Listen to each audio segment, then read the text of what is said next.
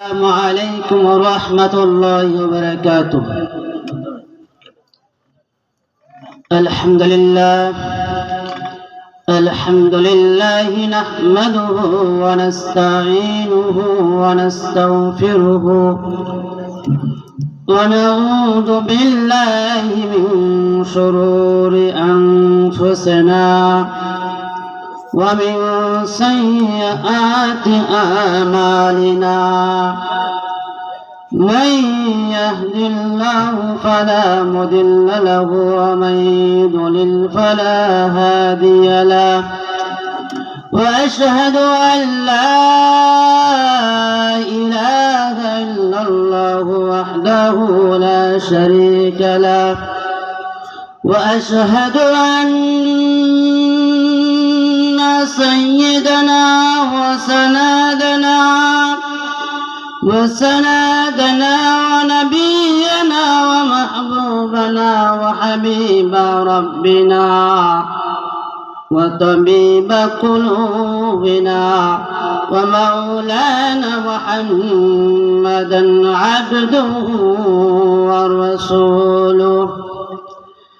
أما بعد، فأعوذ بالله من الشيطان الرجيم. بسم الله الرحمن الرحيم. يا أيها الذين آمنوا اتقوا الله حق تقاته ولا تموتن إلا وأنتم مسلمون. وقال تعالى: أينما تكونوا يدرككم الموت ولو كنتم بروج مشيدا.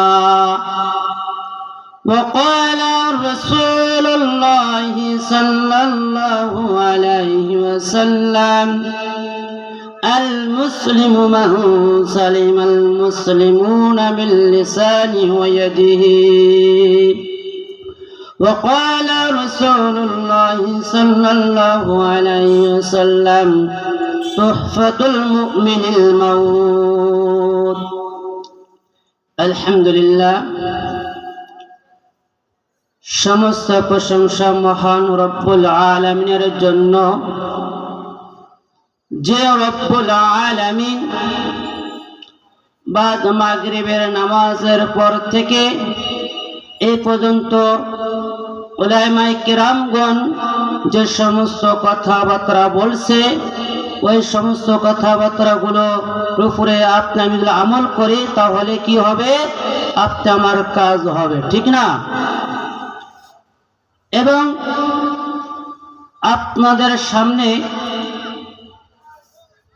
কোরআনে কারিমের মধ্যে থেকে যে কোরআনে কারিমের যে তেলাওয়াত করেছি, এর পূর্বে যে নলসিয়া কাছারিপাড়া জামে মসজিদের উদ্যোগে যে উন্নয়নমূলক একটি মাহফিল দেওয়া হয়েছে, এই মাহফিলের সম্মানিত সভাপতি সাহেব ও আমার সামনে দূর দূরান্তর থেকে ইসলাম পিপাসক বাপজানদের উপরে আমার আন্তরিক সালাম। আসসালামু আলাইকুম রাহমাতুল্লাহ। আপনারা সকলে ভালো আছেন তো? আল্লাহ তাআলা আপনাদের দোয়ায় আমাকেও অনেক ভালো রাখছে। যে দেখেন, তারপরে আল্লাহ তাআলার শুকরিয়া জ্ঞাপন করি যে রব্বুল আলামিন আপনি আমাকে সুস্থ রেখে এবং এই জান্নাতের বাগানের মধ্যে আসিয়া বসার মতো সুযোগ করে দিলেন। সেই মহান রব্বুল আলামিনের শুকরিয়া জ্ঞাপন করার দরকার আছে কিনা বলেন তো দেখি। এই জন্য মহান রব্বুল আলামিনের দরবারে আপনি সকলে একবার শুকরিয়া জ্ঞাপন করে আলহামদুলিল্লাহ। তো আল্লাহ শুকরিয়া জ্ঞাপন হয় নাই, আর একবার জোরে সরে বলে মনে অন্তরস্থল থেকে সকলে জোরে বলবো আলহামদুলিল্লাহ। যে আল্লাহ তাআলা কুরআন কারীমের মধ্যে বলতেছেন লা ইন শাকারতুম লাযিদান্নাকুম ওয়া লা ইন কাফারতুম ইন্না আযাবি লাশাদীদ। ও আমার বান্দারা, আমার বান্দিরা, তোমরা আমার নিয়ামত পাইছো, আমার নিয়ামত পাওয়ার পর তোমরা আমার নিয়ামতের যদি শুকরিয়া আদায় করো, আমি আল্লাহ তাআলা তোমাদের নিয়ামতকে বৃদ্ধি করে দেব। বলুন সুবহানাল্লাহ।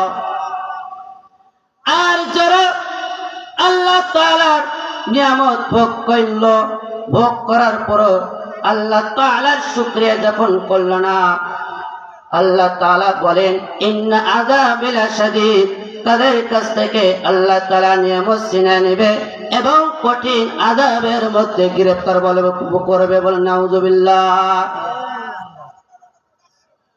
আর যে নবীকে সৃষ্টি না করলে আসমান জমিন চন্দ্র সূর্য এমনকি কোন পাহাড় পর্বত কোন সকল মাখলুকাতকে সৃষ্টি করা হইতো না, সেই মহান মানবের প্রতি আপনি সকলে একবার দরুদ পড়ে নিন সাল্লাল্লাহু আলাইহি সাল্লাম। কারণ যারা আল্লাহ রাসূলুল্লাহ সাল্লাল্লাহু আলাইহি সাল্লামের নাম শুনবে, নাম শোনার পরে এবং তার উপরে দরুদ পড়বে, আল্লাহ রাসূলুল্লাহ সাল্লাল্লাহু আলাইহি সাল্লাম বলেন মান সাল্লা আলাইহি ওয়াহিদান সাল্লাল্লাহু আলাইহি আশরান। আল্লাহ রাসূল বলেন যারা আমার বান্দা বান্দিরা আমার নাম শুনলো, আমার নাম শোনার পরে আমার নামের উপরে দরুদ পড়লো, আল্লাহ তাআলা যে ব্যক্তি একবার পড়বে আল্লাহ তাআলা তার উপরে 10 বার রহমত নাযিল করে। বলুন সুবহানাল্লাহ।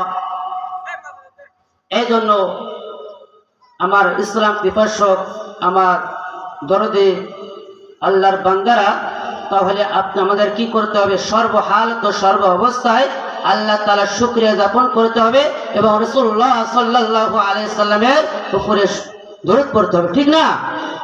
যে দেখেন আমি আপনাদের সামনে কোরআন পাকের মধ্যে থেকে খুতবার মধ্যে দুটি আয়াত পড়েছি, দুটি হাদিস পড়েছি।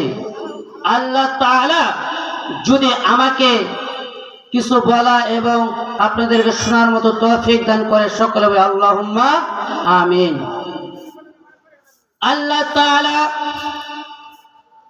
কুরআন কারীমের মধ্যে বলতেছেন ইয়া আইয়ুহাল্লাযীনা আমানু তাকুল্লাহ হাক্কা তুকাতিহি ওয়া লা তামুতুন্না ইল্লা ওয়া আনতুম মুসলিমুন।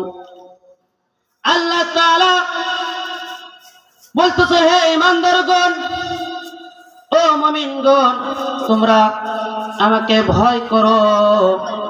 আমাকে ভয় করো মানে আল্লাহকে কেমন ভয় করতে হবে? ইত্তাকুল্লাহ, আল্লাহ তাআলাকে ভয় করার মতো ভয় করতে হবে। আল্লাহ তাআলাকে ভয় করার মতো ভয় করে এবং তার ভয় করতে হবে কিনা বলেন? এবং পরিপূর্ণ মুসলমান না হইয়া মৃত্যুবরণ করতে মানা করছে। কি করতে মানা করছে? পরিপূর্ণ মুসলমান হইতে হবে। আমরা কি পরিপূর্ণ মুসলমান হইতে পারছি? বলেন তো দেখি। আমরা পরিপূর্ণ মুসলমান হইতে পারি নাই, কারণ আপনি আমার যদি আল্লাহ তাআলার ভয় থাকতো, আমরা তো আল্লাহ তাআলাকে ভয় করি না। কারণ আল্লাহ তাআলাকে ভয় করলে তাহলে তো আজকে মসজিদে দিনে 5 বার করে আজান হয়, সে 5 বার আজান হওয়ার পরও আপনি আমি কি করি? আল্লাহর ভয়টাকে সাড়া দেই না। এই মুসলমান বাবাজিরা আমার, বলেন তো দেখি আল্লাহ তাআলাকে তাহলে আমরা কি ভয় করি? আল্লাহকে তো ভয় করার মতো ভয় করি না। এই জন্য আল্লাহ তাআলা বলতেছেন ও আমার বান্দারা, আমার বান্দিরা, তোমরা আমাকে ভয় করার মতো ভয় করো। এবং যে হাদিসটি পড়েছি যে রাসূলুল্লাহ সাল্লাল্লাহু আলাইহি সাল্লাম বলতেছেন, আল মুসলিমু মান সালিমাল মুসলিমুনা মিন লিসানি ওয়া ইয়াদিহি, প্রকৃত মুসলমান ওই ব্যক্তি যার হাত ও মুখের দ্বারায় অপর মুসলমান নিরাপদ থাকে। এ মুসলমান বাবাজিরা বলেন তো দেখি, আপনি আমার হাতের দ্বারা কি আমার মুসলমান ভাইরা কি নিরাপদ থাকে? কেউ থাকে কি বলেন তো দেখি? থাকে না। কারণ আজকে দেখা যায় ভাইয়ের সাথে ভাইয়ের কোনো মিল নাই, বাপের সাথে কোনো ছেলের কোনো মিল নাই। আছে কি বলেন তো? কোনো মিল নাই। এজন্য আল্লাহ রাসূল বলেছেন, প্রকৃত মুসলমান হয়ে তোমরা কি করো? প্রকৃত মুসলমান না হয়ে তোমরা মৃত্যুবরণ করো না। এ বাবাজিরা, এই জন্য আল্লাহ তাআলাকে ভয় করার মতো ভয় করতে হবে কিনা বলেন তো দেখি? ভয় করতে হলে কেমন ভয়? আমি তো ভয় বের করেছি, 4 প্রকার ভয় আছে। আমি ভয় বের করেছি 4 প্রকার। কয় প্রকার বলেন তো দেখি? 4 প্রকার ভয়।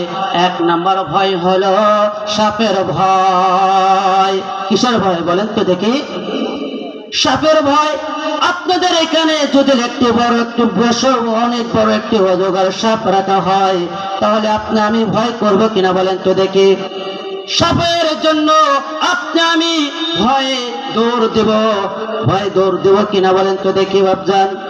এরপরে আমার দেখেন, একটা হলো উস্তাদের ভয়। উস্তাদের ভয় কি রকম? যারা আমাদের লেখাপড়া করে তারা উস্তাদকে এত ভয় করে। কারণ ভয় করে কি জন্য? যদি ছাত্র পড়াশোনা না করে, উস্তাদ তো তাকে শাসন করে, এই জন্যই সে উস্তাদকে ভয় করে যায়। স্কুল কলেজে তেমন কি হয় বলেন তো দেখি? স্কুল কলেজের ছাত্ররা তারা কি করে? তারা স্যারদেরকে সম্মান করতে জানে না। এই জন্য দেখা যায় স্যার আর শিক্ষকের তার ভিতরে কোনো ভেদাভেদ থাকে না। থাকে কি ভাই? একমাত্র দেখতে পারবেন, একমাত্র হলো মাদ্রাসার ছাত্ররাই উস্তাদদেরকে বেশি সম্মান করে কিনা? এরপরে হলো শত্রুর ভয়। শত্রুর ভয় কিরকম আমার জানা আছে। আমি যদি ওই পথ দিয়ে চলে যাই, তাহলে শত্রু আমাকে আক্রমণ করবে। তাহলে কি তাহলে ওই পথ দিয়ে যাবো কি ভাই? যাব না। এরপরে পিতার ভয়। পিতার ভয় হলো যে পিতাকে ভয় করে সে সন্তান হলো প্রকৃত সন্তান। ঠিক কিনা বলেন? কারণ পিতা যদি তাকে বলে তুমি ভালোভাবে চলো, সে যদি ভালোভাবে চলে তার জীবনটাও সুন্দর হয়ে যাবে। আর যদি পিতা কে ভয় না করে, পিতা বলে ডানে যাও, সে যায় বামে, তাহলে কি সে ভালোভাবে তার জীবন কাটাতে পারবে? এ বন্ধু, এটা হলো পিতার ভয়। পিতার ভয় যারা মানবে, আল্লাহ তাআলা তাকে তার জীবনটা অনেক সুন্দর করে দেবেন। সুবহানাল্লাহ। আমরা মূলত এই 4 প্রকার ভয় জানি কিনা বলেন তো দেখি? এই 4 প্রকারের ভয় জানি। মুসলমান, এই 4 প্রকারের ভয় বাদ দিয়ে আর একটি ভয় আছে। আর একটি ভয় কি জানো কি? সেই ভয়টি হলো আমার আল্লাহ রব্বুল আলামিনের ভয়। এই 4 প্রকারের ভয়ের মতো নয়। আমার আল্লাহ তাআলার ভয়ের মতো এই 4 প্রকারের ভয় নয়। কারণ আল্লাহ তাআলার ভয় কাকে বলা হয়? আল্লাহ তাআলার ভয়, আল্লাহ তাআলার হুকুম আহকামগুলো মানে তারতম্য করে জীবন চলার নামে আল্লাহ তাআলার ভয় বলা হয়। আল্লাহর ভয় বলা হয় কিনা বলেন তো দেখি? এই সমস্ত ভয়ের মতো আল্লাহর ভয়। আল্লাহর ভয়, আল্লাহর হুকুমকে আপনার মানতে হবে। ঠিক কিনা? আল্লাহর হুকুম না মানে আমি কি চারের স্টলে বসে থাকলে আল্লাহর ভয় হবে বলেন তো দেখি? কারণ যেখানে কোরআন হাদিসের কথা হয় এবং কোরআনের বয়ান হয়, সেখানে যে যদি আমি কান নাগে শুনি, তাহলে আমার ভিতরে আল্লাহর ভয় ঢুকবে। ঠিক না? আপনি আমি মনে করতেছি চার দোকানে বসে থেকে আমি চা টানবো আর আল্লাহকে ভয় করবো, তা কখনো হতে পারে না। এ মুসলমান, কথাগুলো সুন্দর করে শুনবা। যারা আল্লাহকে ভয় করে তার শরীরটা তো আর অন্যজন যেভাবে চলে তার মতো চলবে, তার মতো হবে না। কারণ আল্লাহ ভয় হলো কেমন ভয়, আল্লাহর ভয় হলো কেমন ভয় যে দেখেন, আল্লাহর ভয় যাদের অন্তরে ঢুকে যায় সে পরহেজগার একজন মানুষ হয়ে যায়। কি হয়ে যায়? পরহেজগার মানুষ হয়ে যায়। যার ভিতরে আল্লাহর ভয় আছে সে মাপার মধ্যে কোনো মানুষকে কম দিবে না, দিবে। আর যার ভিতরে আল্লাহর ভয় আছে সে ব্যক্তি দুধের মধ্যে কোনো পানি দিবে না, দিবে, দিবে না। আর যাদের ভিতরে আল্লাহ তাআলার ভয় নাই ওই ব্যক্তি মাপার মধ্যে কম দিবে, দিবে কিনা? যারা কম দিল সে কে? ওই ব্যক্তিকে ঠকালো না সে নিজে ঠকলো? বলেন তো দেখি। সে নিজে ঠকলো। কাল কিয়ামতের দিন আল্লাহ তাআলার কাঠগড়ায় তাকে দাঁড় করাবে। আল্লাহ তাআলা বলবে, তুমি আমার বান্দাকে হক নষ্ট করেছো, আমি তোমাকে ছাড় দিতে পারি না। আমার যদি হক হয় তাহলে আমি মাফ করতে পারি, আমি মাফ তোমাকে ছাড় দিতে পারি, ঠিক কিনা? আর বান্দার হক যখন তুমি ক্ষতি করে আসছো, আমি আল্লাহ তাআলা আমার বান্দার হক তার কাছে মাফ না পর্যন্ত আমি তোমাকে ছাড় দিতে পারি না। এ মুসলমান, তাহলে বুঝতে পারলাম কি? তাহলে আল্লাহর ভয় করতে হবে। বান্দার হক নষ্ট করে আল্লাহর কাছে মাফ চাইলে মাফ দিবে আল্লাহ? বলেন তো দেখি, মাফ দিবে? মাফ দিবে না। এ মুসলমান, এই জন্য আল্লাহর ভয় যাদের অন্তরে ঢুকে যায় সে পরহেজগার একজন আল্লাহর বান্দা হয়ে যায়। আর যারা আল্লাহর ভয় যাদের অন্তরে নাই সে পরহেজগার মানুষ হতে পারে না। মানুষকে মিথ্যা কথা বলবে, মানুষের হক নষ্ট করবে। এই জন্য আপনি আমার কি করতে হবে? আল্লাহর ভয় অন্তরের ভিতরে ঢোকাতে হবে। ঢোকাতে হবে কিনা? আল্লাহর ভয় অন্তরে ঢোকালে তাহলে আপনি আমার ভয় ঢোকার কারণে আপনি আমার শরীরটাকে মানুষের কোনো ক্ষতি করতে পারবে না। এই জন্য আল্লাহর ভয় যখন অন্তরে ঢুকে যায় তার চেহারাটা, তার অঙ্গ প্রত্যঙ্গ তার কি হয়ে যায়? আগের পথ ছেড়ে দিয়ে সে আল্লাহ ভীরু, আল্লাহ ভয়ওয়ালা ব্যক্তি হয়ে যায়, ঠিক না? এই জন্য হযরতে ওমর রাদিয়াল্লাহু তাআলা আনহু, হযরতে ওমর রাদিয়াল্লাহু তাআলা আনহুর অন্তরে আল্লাহ তাআলার ভয় ঢুকে গেল। আল্লাহ তাআলার ভয় ঢুকে যাওয়ার পরে মুসলমান, সে ছিল আগে বেধর্মী, তখন সে কাফের ছিল। আল্লাহর ভয় ঢুকে যাওয়ার পরে সে আল্লাহওয়ালা একজন বড় সাহাবী হয়ে গেল। যখন ওমর রাদিয়াল্লাহু তাআলা আনহুর অন্তরে আল্লাহ তাআলার ভয় ঢুকে গেল তখন ওমর রাদিয়াল্লাহু তাআলা আনহু তার আগের যে কাফের ছিল সেগুলো সে পরিত্যাগ করে আল্লাহর ভয় ঢোকার কারণে সে একজন আল্লাহর সাহাবী হয়ে গেল। এ বন্ধু দেখেন কিভাবে হযরতে ওমর রাদিয়াল্লাহু তাআলা আনহু শুরুর জামানায়, ইসলামের শুরুর জামানায় ওমর রাদিয়াল্লাহু তাআলা আনহু কাফের ছিল। কাফেরদের একটা পরামর্শ বৈঠকখানা হলো। সেই বৈঠকখানার মধ্যে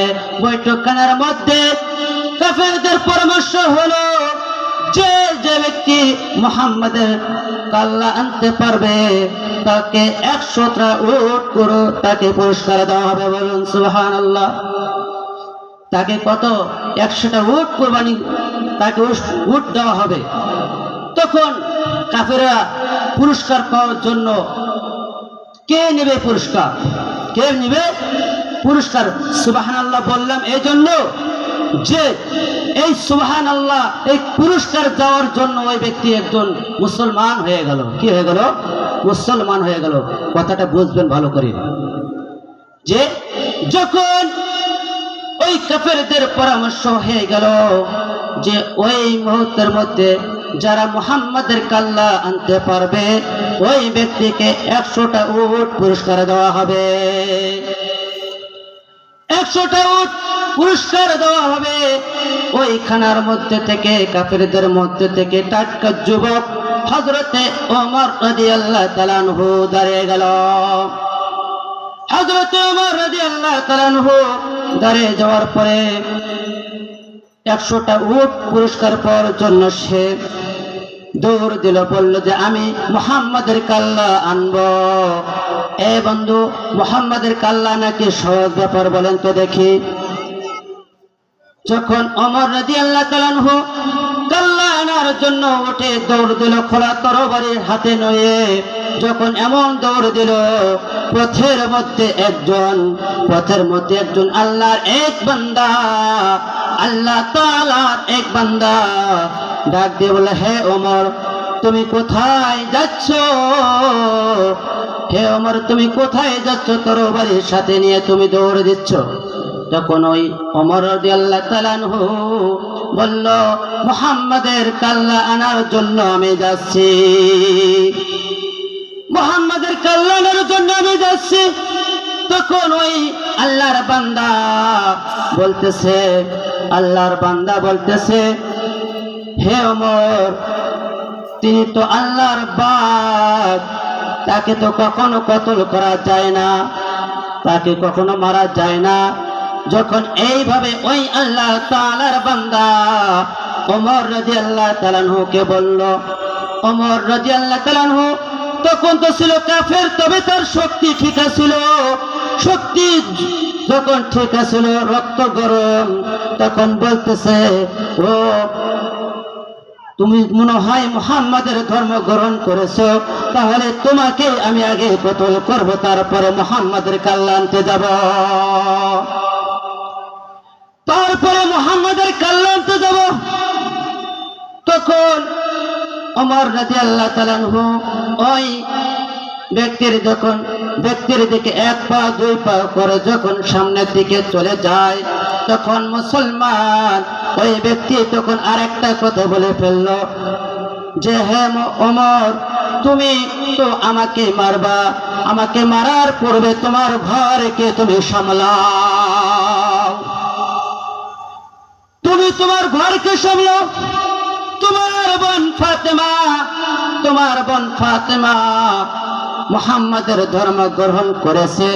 যখন এই কথা বলল, তখন ওমরের আরো রাগ উঠে গেল। তখন কি ওই ব্যক্তিকে আর মারল না মেরে, মুসলমান বাবাজিরা আমার, না মেরে তখন বোনের বাড়ির দিকে এমন জোরে দৌড় দিল, এত জোরে দৌড় দিল, দৌড় দিয়ে যখন বোনের বাড়ির কাছাকাছি যখন চলে যায়, তখন যাওয়ার পরে সে তার কানের ভিতরে একটা আওয়াজ চলে আসে। সে আওয়াজটা হলো গুন গুন করে একটা আওয়াজ চলে আসে, সে আওয়াজটা হলো কোরআনের একটা আওয়াজ চলে আসে। বলুন সুবহানাল্লাহ। যখন ওমর রাদিয়াল্লাহু তাআলা আনহুর যখন এই আওয়াজ চলে আসলো, ওমর রাদিয়াল্লাহু তাআলা আনহু তার আরো দীর্ঘ বিশ্বাস হয়ে গেল। সে মনে করতে লাগলো যে ওই ব্যক্তি তো ঠিকই বলছে, আমার বোন ফাতেমা মনে হয় মুহাম্মাদের ধর্ম গ্রহণ করেছে। এইভাবে যখন ওমর রাদিয়াল্লাহু তাআলা অন্তরে আরো বিশ্বাস হয়ে গেল, ওমর রাদিয়াল্লাহু তাআলা তার বাড়ির দিকে আরো দৌড় দিল। দৌড় দিয়ে যায় দেখে তার বোন ফাতেমা কোরআন শরীফ পড়তেছে। কোরআন শরীফ কি করতেছে বাপজান? কোরআন শরীফ তেলাওয়াত করতেছে। কোরআন শরীফের পাতাগুলো পুরোপুরি কোরআন শরীফ এখনো নাজিল হয় নাই। যখন কোরআন শরীফ পড়তেছে, কোরআন শরীফ পড়ার দেখে ওমরে আরো রক্ত গরম হয়ে গেল। তখন তার বোনকে বলতেছে, বোন তুমি মনে হয় মুহাম্মাদের ধর্ম গ্রহণ করেছো, এর সাজা তোমাকে আমি দিয়ে দেব। তুমি আমার বোন হতে পারো, আমি তো কাফের, তুমি মুহাম্মাদের ধর্ম গ্রহণ করেছো, তাহলে তোমাকে আমি শাস্তি দেব। বোন তুমি এই ধর্ম ছেড়ে দাও। তখন বোন বলতেছে, ভাই আমি যে ধর্ম গ্রহণ করেছি ওই ধর্ম আমি ছাড়তে পারবো না, তাতে যদি তুমি আমাকে শাস্তি দাও, শাস্তি দেওয়ার মতো তুমি শাস্তি দাও, তবু আমি শাস্তি মাথা পেতে নিয়ে নেব। এ বন্ধু, যখন ওমর রাদিয়াল্লাহু তাআলা আনহু তার বোনের এরকম কথা শুনলো, শোনার পরে ওমর রাদিয়াল্লাহু তাআলা আনহু তার বোনকে এই ধর্ম ত্যাগ করার জন্য তাকে এমন ভাবে আঘাত করতে লাগলো, আঘাত করতে করতে বোনকে মারতে মারতে তার শরীরের এক পর্যায়ে তার শরীর থেকে রক্ত চুয়েছে পড়া শুরু করে দিল, তার শরীর ক্ষতস্থানগুলো রক্তবাহী হওয়া শুরু করে দিল। তখন ওমর রাদিয়াল্লাহু তাআলা আনহুকে বলতেছে, ভাই তুমি যদি আমাকে মারতে মারতে মারে ফেলো, তবু আমি মুহাম্মাদের ধর্ম ছাড়তে রাজি নাই। বলেন সুবহানাল্লাহ। তারা কিরকম একটা দেখেন, তাদের মার খেতেছে তবু তারা ইসলাম ছাড়তে রাজি নাই। আর আমরা হচ্ছে মুসলমান, যদি কেউ আমাদেরকে টাকা দেয়, ঘুষ দেয়, টাকা পেয়ে ঘুষ পেয়ে আমরা কি করে ইসলাম ধর্ম ত্যাগ করি, ঠিক কিনা? ত্যাগ করি কিনা বলেন? যেখানে টাকা, যেখানে সুদ ঘুষ, সেখানে আমি লাভ দেই, ঠিক না? দেখি না এটা কি সুদ, এটা জায়েজ আছে না এটা না জায়েজ আছে, এটা হালাল না এটা হারাম, এগুলো আমি তারতম্য করি না, এগুলোকে তারতম্য করি না। কারণ আমার ভিতরে আল্লাহর ভয় নাই। আল্লাহর ভয় যদি থাকতো তাহলে আমি আজকে সুদ ঘুষ খাইতাম না, ঠিক না? আর দেখা যায় তারা আল্লাহ রসুলকে এমন ভাবে ভালোবাসতো। আর আজকাল আমার মুসলমান ভাইরা আজকে আমরা কি করে, আল্লাহ রসুলকে ব্যঙ্গ করে অনেক কথা বলি কিনা? আল্লাহ রাসূলুল্লাহ সাল্লাল্লাহু আলাইহি সাল্লামকে ব্যঙ্গ করে কথা বলে। আমাদের মুসলমান সন্তান হওয়ার পরও আমার মনে একটু ব্যথা লাগে না। আর রাসূলকে আমি অনেক কথা বলি। আর আমাদের মুসলমান বাবাজিরা ইসলামের ঘরে জন্মগ্রহণ করার পরও ইসলাম বাদ দিয়ে মুহাম্মদ রাসূলুল্লাহ সাল্লাল্লাহু আলাইহি সাল্লামকে বাদ দিয়ে আজকে আমরা কি করি, আমি যখন যে নেতা আসে সেই নেতার গোলাম হয়ে যায়, ঠিক না?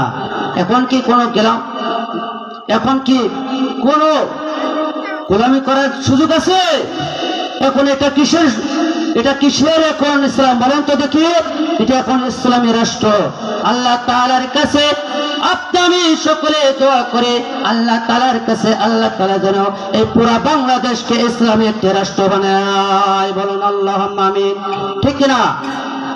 কারণ আল্লাহ তাআলার কাছে আমি দোয়া করি আল্লাহ তাআলা যেন এই বাংলাদেশকে একটি ইসলামী রাষ্ট্র বানায়। কারণ আমাদের অনেকে আছে যে নেত্রী আমাদের চলে গেছে, ঠিক না? সেই নেত্রীর অনেকের গোলাম ছিলাম। সেই নেত্রী এমন ভাবে তার আজত্ব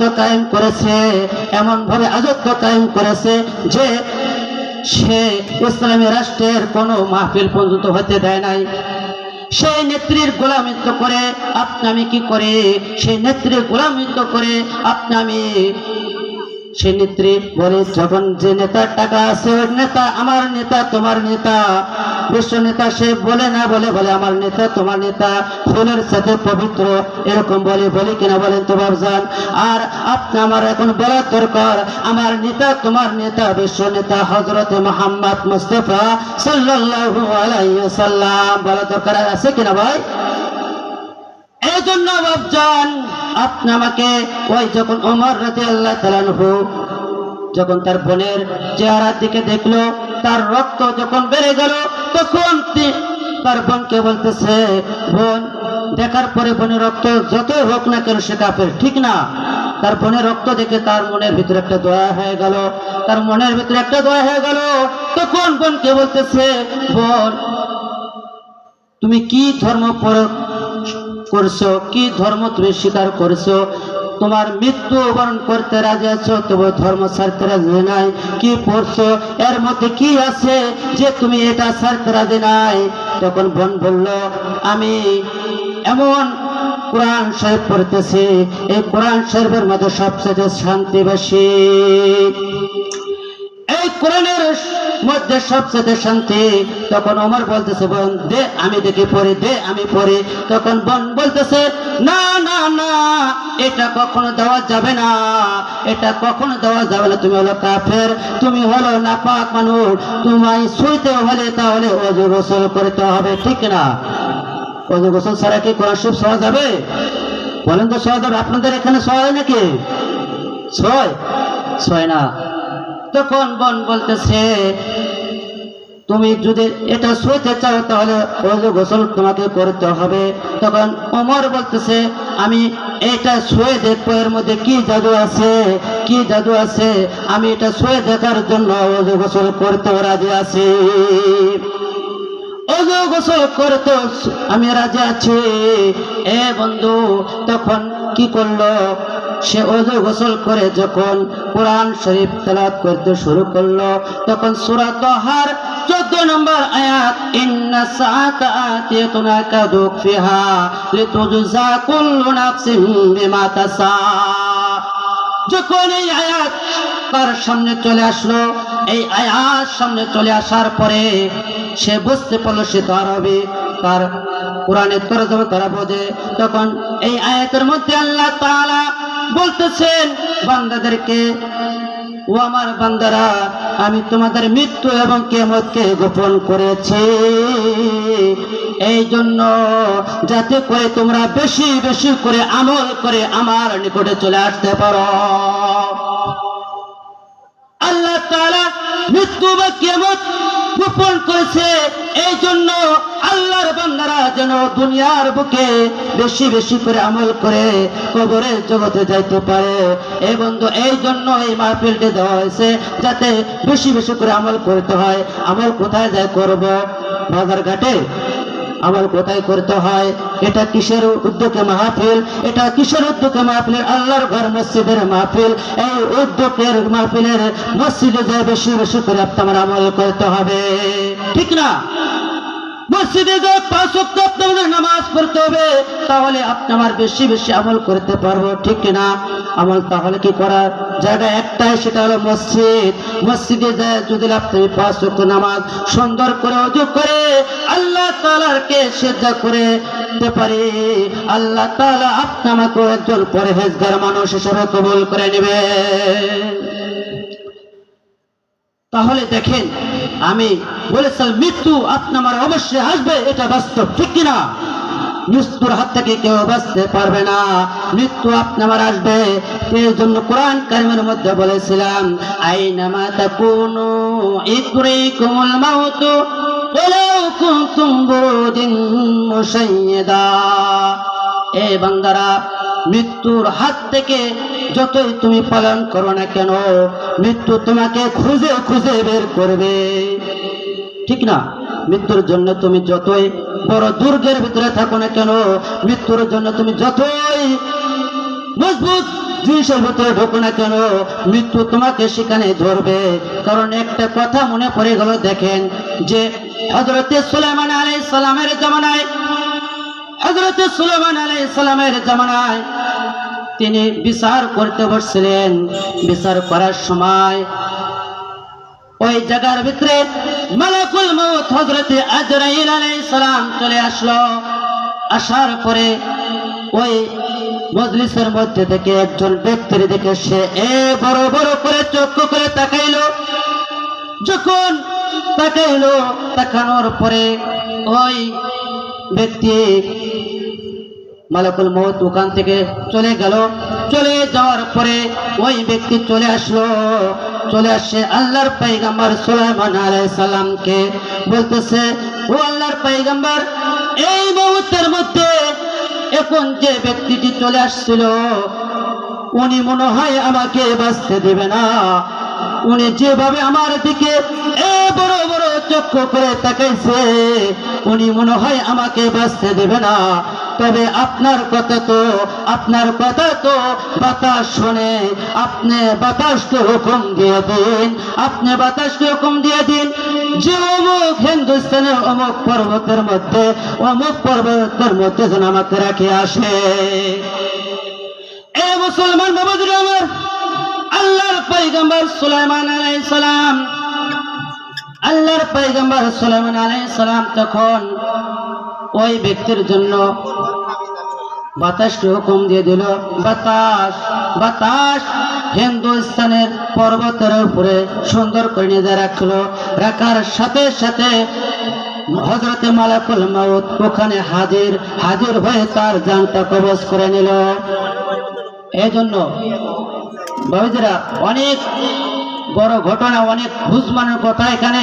এই কথাটি আমি কি করব, আজকে সময় সংকীর্ণ, বলার সুযোগ হলো না। আরেকদিন যদি আল্লাহ তাআলা আমাকে বলার তৌফিক দান করে আপনাদের সামনে আমি বলে যাব। আল্লাহ তাআলা আমাকে বলার মতো তৌফিক দান করে আমার কথার ভিতরে যদি কোনো ভুল ত্রুটি থাকে তাহলে সেটাকে মাফ করে দিয়ে আর যদি আমলের নিয়ত থাকে আমলের নিয়ত করবো তো ইনশাআল্লাহ। وآخر دعوانا الحمد لله رب العالمين السلام عليكم ورحمة الله وبركاته মাশাআল্লাহ মাশাআল্লাহ কারি মাওলানা শাহ আলম সাহেবকে। এই মুহূর্তে সালাতুল ইশার আজান হবে। আজানের পরে আমাদের জামাত 7:30টায় অনুষ্ঠিত হবে। তারপরে আমরা ধারাবাহিকতাভাবে